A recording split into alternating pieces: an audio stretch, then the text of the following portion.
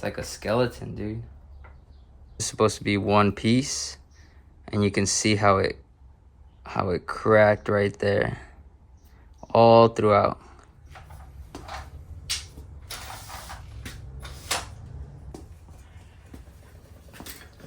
There's two outcomes to what I'm about to do. It's either gonna be smooth and easy, or it's gonna take me a long time and it's gonna be difficult. I'm here to find out which of those outcomes it's gonna be.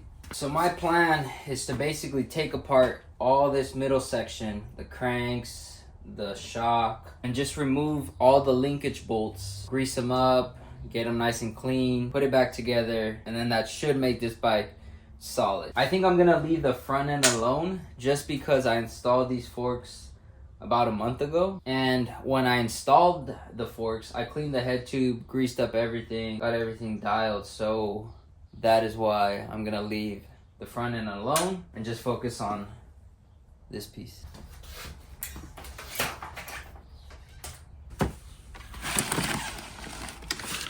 So in one of my videos, I mentioned that I was gonna replace the shifter, the housing, and the cable, but I go by the saying, if it ain't broke, don't fix it. So I'm just gonna clean the inside of the shifter and then run a new cable. Tight. And this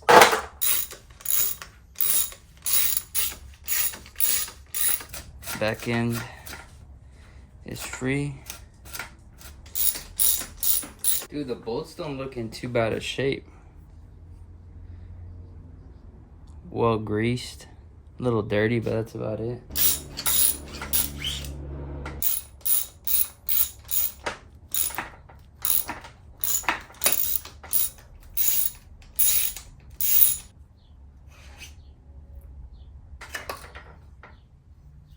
This is the tool I needed last time when I was at Aliso to tighten my cranks. It's a funky looking one.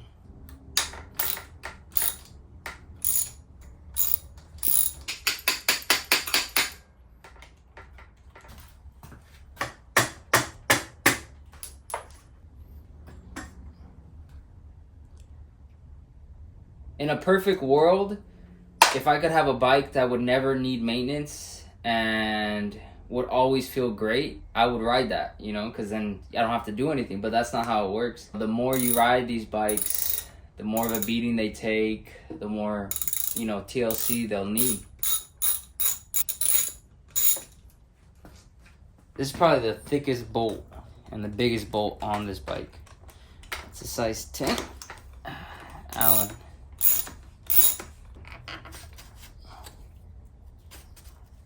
They come with these like little spacers in between the bearings. I'm scared this thing's gonna tilt over on me, so I'm gonna take off the front wheel to help balance the weight a little bit more. All right, so this is where we're at. I'm gonna leave this back piece intact. I'm too lazy to undo the brake line and the shifter cable. Even though I'm not taking off these cables, I still have access to all the bearings that I need to clean, and I can move it around. It's not gonna be a big deal. It's just gonna save me a lot of time when I put everything back together. And then I have my bin of parts that I'm gonna scrub really good, give them a good cleaning. I don't feel comfortable hitting this back piece with water or with a water hose. What I think I'm gonna do is just dampen a paper towel with isopropyl alcohol and just try to get as much dirt as I can. And then my plan is to pop open the bearing cover, clean it up, and then grease it with some waterproof grease.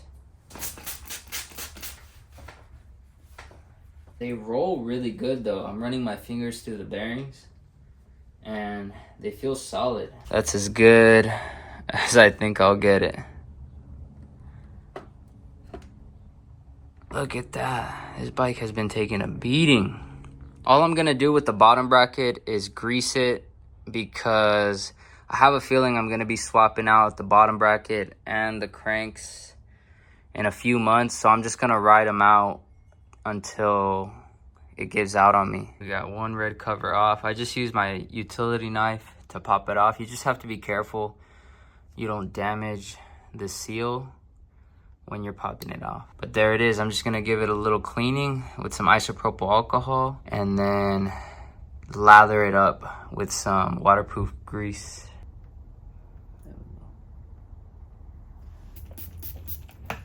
Oh, dude, that's money. You can always clean up the excess.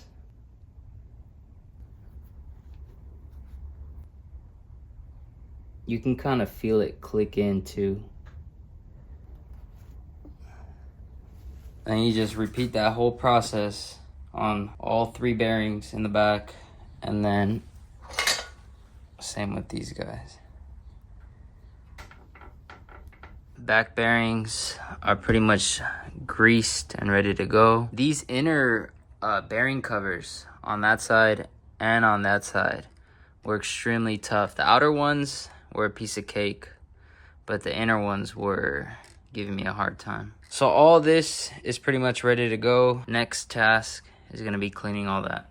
What's up, dog? You ready? For what? Marshalls. Oh, and then when we come back, what are we doing? Nothing. I can finish this? Mm-hmm.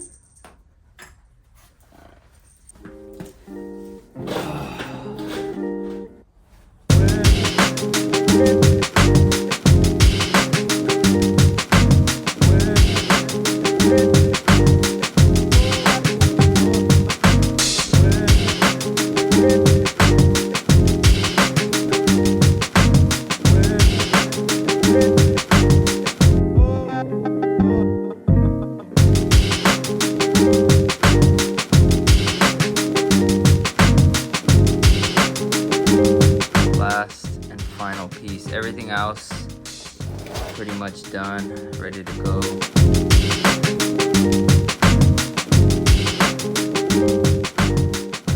Dude, so I'm realizing I'm way past overdue on this service. These bearings are stuck, like they're not moving at all and they're dry.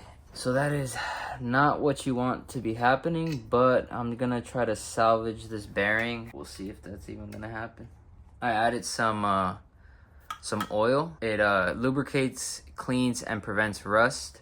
But I was picking at each ball individually, and I applied that oil, and I got the bearings to start working again, to get movement. So I'm just gonna give it one more cleaning with the alcohol, and then I'll apply a coat of grease. So we got it all greased. It's running so much smoother right now. I am really satisfied with how I made it work.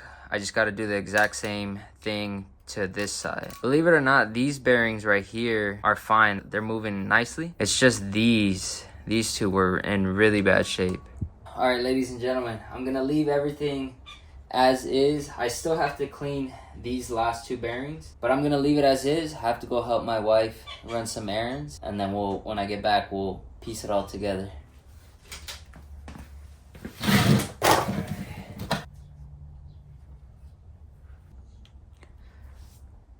We're in the clear. Ladies and gentlemen, we actually have a torque wrench. So hopefully I can get everything torqued to spec and not have any fear that my bolts will snap or that they'll get loose on me on the trail. I mentioned this before. I don't think it's necessary, but I like to add Teflon to anything that has threads. I saw a bike shop on Instagram do this with threaded bottom brackets, and I thought it's such a great idea. Why not do it to everything? Just like that. Slap a little bit of grease. I'm pretty stoked on this grease though. I feel like it's really high quality based off of the feel. I'm not tightening anything down securely right now. I'm just kind of dry fitting everything, and then once it's all in place, I'll torque it down, get it all nice and tight. Teflon on all the bolts. It's like a skeleton, dude. Time to piece this guy together.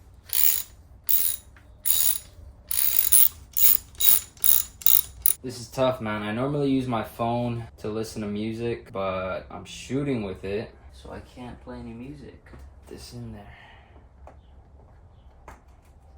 Oh, like a glove, bud. 35 Newton meters. There we go. So this piece was 30 to 35 Newton meters. This one is 15 Newton meters. So we adjust it to 15.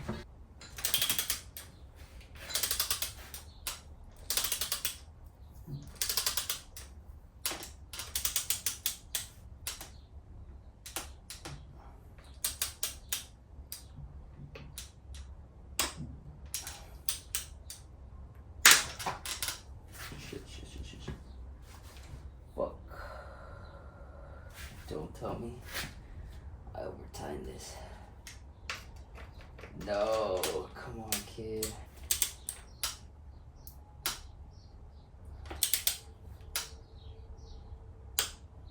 There we go.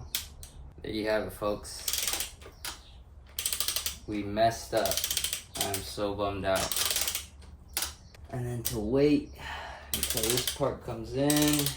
It is what it is. This is supposed to be one piece, and you can see how it cracked right there, all throughout. Let me show you what it's supposed to look like. So that's it, all in one piece. And this one has the crack in between the letters. That bummed me out. I was hoping this whole thing was gonna go smooth. I was gonna be chilling. There was gonna be no issues, but there was issues on my end. Yeah, it's tricky. This is my first time using the torque wrench, and I thought I had it dialed. I thought I knew what I was doing, but you can only watch so many videos and read so many things. But now I know, like, I'm getting a feel for the torque wrench, understanding my bike a little better. That was a $40 mistake that I just made. I ordered the new part on Commencal on their website. You get both bolts for 30 bucks, and then after tax it came out to 40. But it's all right. I'm just gonna keep moving forward. I got the rest of the bike to put together. This last piece isn't crucial. It's not gonna get in the way and stop me from working on the rest of the bike. So we're just gonna keep it going. There we go. These two bolts right here don't have a torque setting, so I'm just gonna get them snug. That's tight, that's tight. These two are tight, that's tight. I think we're chilling. Next is bottom bracket.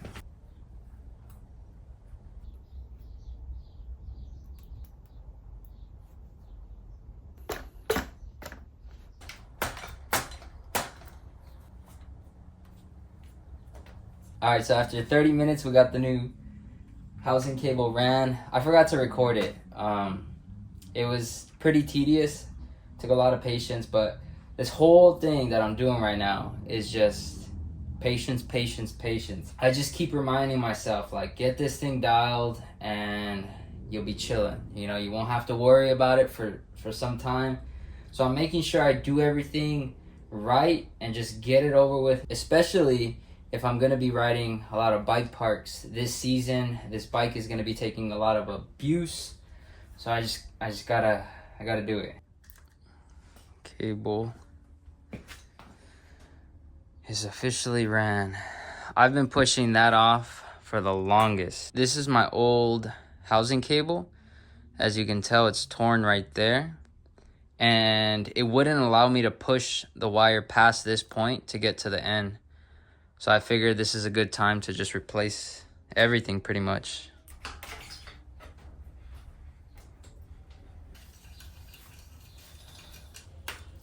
There we go. There it is.